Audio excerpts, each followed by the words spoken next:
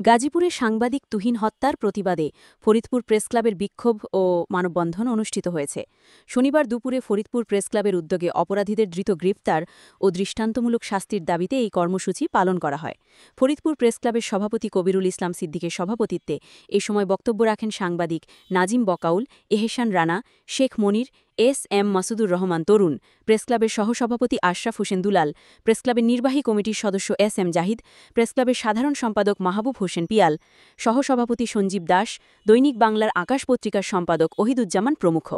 বক্তারা জানান, সাংবাদিকদের পেশাগত দায়িত্ব পালনকালে জনসম্মুখে এভাবে কুপিয়ে নির্মমভাবে হত্যা করা খুবই উদ্বেগজনক। সাংবাদিকদের নিরাপত্তায় রাষ্ট্র যদি এগিয়ে না আসে, তবে অপরাধীদের দৌরাত্ম্য আর তাদের অপকর্ম সমাজকে ধ্বংস করবে। তাই গাজীপুরের সাংবাদিককে হত্যাসহ বিভিন্ন সাংবাদিকের উপর হামলাকারীদের দ্রুত গ্রেফতার করে শাস্তির দাবি জানায় তারা। এ সময় জেলায় কর্মরত বিভিন্ন প্রিন্ট ও ইলেকট্রিক মিডিয়ার সংবাদকর্মীরা উপস্থিত ছিল। নিপীড়িত মানুষের কথা বলার জন্য সাংবাদিকরা কাজ করে, আর সাংবাদিকরা তাদের নিজেদের দাবির জন্য রাস্তায় নেমেছে।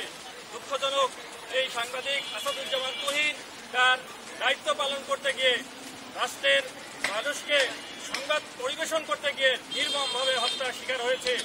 আজ পত্রিকায়, টেলিভিশনে যা কিছু সংবাদ দেখা যায়, এই সাংবাদিকদের কলমে, ছবিতে উঠে আসে।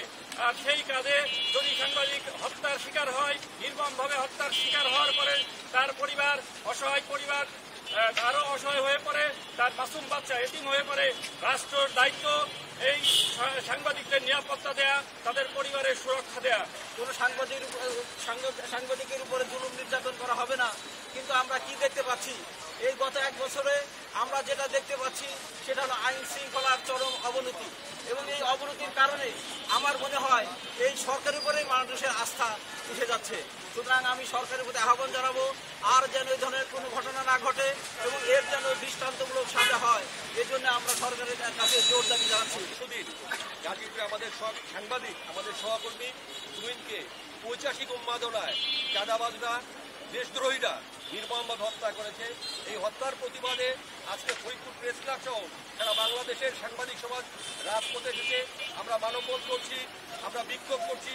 আমাদের দাবি, অন্তর্বর্তী সরকারের কাছে অবিলম্বে এই খুনিদেরকে গ্রেপ্তার করে সর্বোচ্চ ফাঁসি দিতে হবে।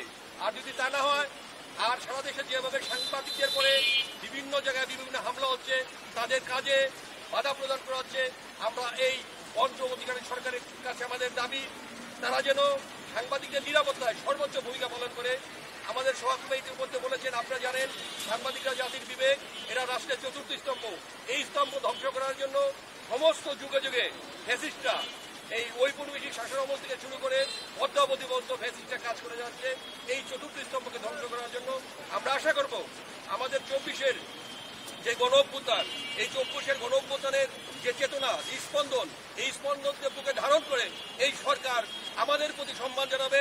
সাংবাদিকদের কাজ করার জন্য একটা সুস্থ এবং সুন্দর পরিবেশ আমাদের প্রিয় ভূমি বাংলাদেশকে তারা করে দেবে। হয়েছে গত একটি বছরে এরকম একটি পরিসংখ্যানের তথ্য আমরা দেখতে পেয়েছি যে বিভিন্নভাবে আমাদের সাংবাদিকদেরকে তাদের কণ্ঠ রোধ করার জন্য বিভিন্নভাবে তাদেরকে চেষ্টা করা হচ্ছে, এবং যে ক্ষেত্রে তারা পারছে না, সেক্ষেত্রেই আমাদের সাংবাদিকদের উপর তাদের স্টিমকে রুলার সেগুলো চালিয়ে তাদেরকে মুখ বন্ধ করার পায়তারা করা হচ্ছে। আমরা সরকারের কাছে দাবি জানাই যে অতি দ্রুত সাংবাদিকদের উপর যে নির্যাতন এবং হত্যার ঘটনা ঘটছে, এগুলো অতি দ্রুত বন্ধ করে প্রশাসন সাংবাদিকদের বিচার এবং তাদের নিরাপত্তা এবং তাদের কাজের সুষ্ঠু পরিবেশ বজায় রাখবেন, সেই আশাবাদ আমি রাখছি আজকের এই মানববন্ধন।